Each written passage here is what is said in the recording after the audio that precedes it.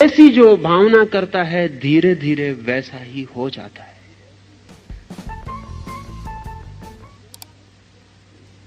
जैसा हम सोचते हैं वैसे ही हम हो जाते हैं। जो हम मांगते हैं वो मिल जाता है, लेकिन हम सदा गलत मांगते हैं, वही हमारा दुर्भाग्य।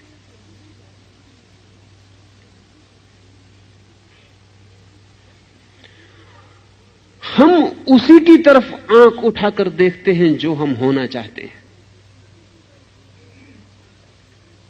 अगर आप एक राजनीतिक नेता के आसपास भीड़ लगा के इकट्ठे हो जाते हैं, तो ये सिर्फ भीड़ इसकी ही सूचना नहीं है कि राजनीतिक नेता आया, गहन रूप से इस बात की सूचना है कि आप कहीं राजनीतिक पद पर होना चाहते हैं। हम उसी को आदर देते हैं जो हम होना चाहते हैं, जो हमारे भविष्य का मॉडल मालूम पड़ता है, जिसमें हमें दिखाई पड़ता है कि काश मैं हो जाऊं। हम उसी के आसपास इकट्ठे हो जाते हैं। अगर सिने अभिनेता के पास भीड़ इकट्ठी हो जाती तो वह आपकी भीतरी आकांक्षा की खबर देती, आप भी वही हो जाना चाहते हैं।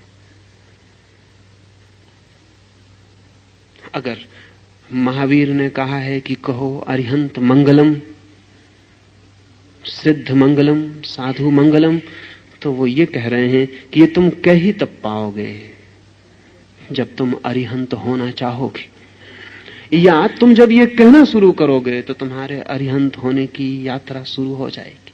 और बड़ी से बड़ी यात्रा बड़े छोटे से कदम से शुरू होती, और पहले कदम से कुछ भी पता नहीं चलता। धारणा पहला कदम है। कभी आपने सोचा कि आप क्या होना चाहते हैं? नहीं भी सोचा होगा सचेतन रूप से, तो भी अचेतन में चलता है कि आप क्या होना चाहते हैं। जो आप होना चाहते हैं उसी के प्रति आपके मन में आदर पैदा होता है।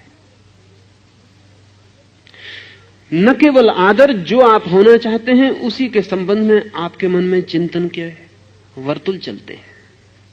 वही आपके स्वप्नों में उतर आता है, वही आपकी सांसों में समा जाता है, वही आपके खून में प्रवेश कर जाता है। और जब मैं कहता हूं खून में प्रवेश कर जाता है, तो मैं कोई साहित्यिक बात नहीं कह रहा हूं, मैं मेडिकल,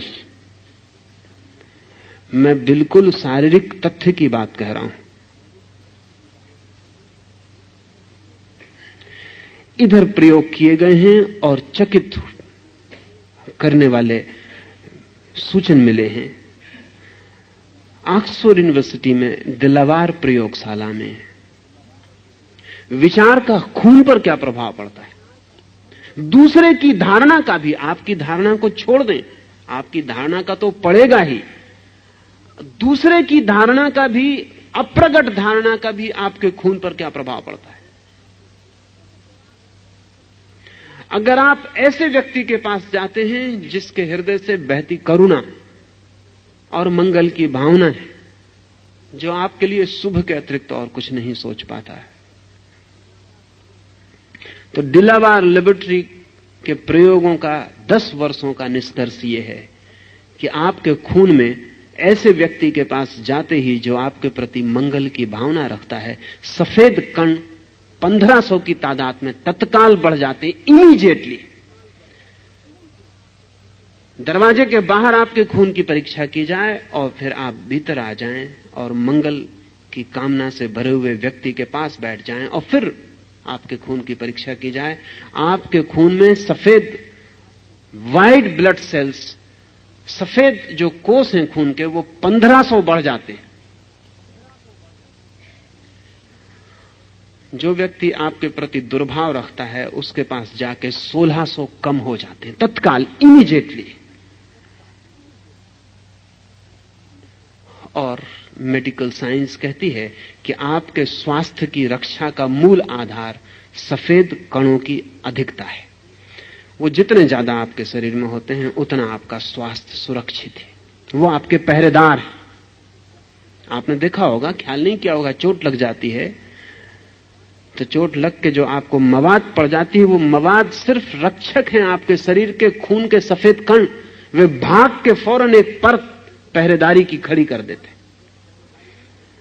जिसको आप मवाद समझते हैं वो मवाद नहीं है, वो आपकी दुश्मन नहीं है, वो खून के सफेद कण हैं जो तत्काल दौड़ के घाव को चारों तरफ से घेर लेते हैं, जैसे कि पुलिस ने पहरा लगा दिया हो, क्योंकि उनके परत को पार करके कोई भी कीटाणु शरीर में प्रवेश नहीं कर सकता। वो रक्षक है।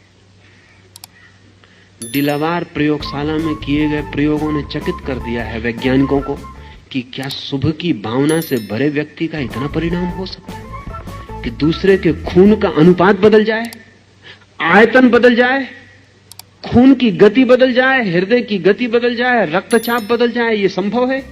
अब तो इंकार करना कठिन है।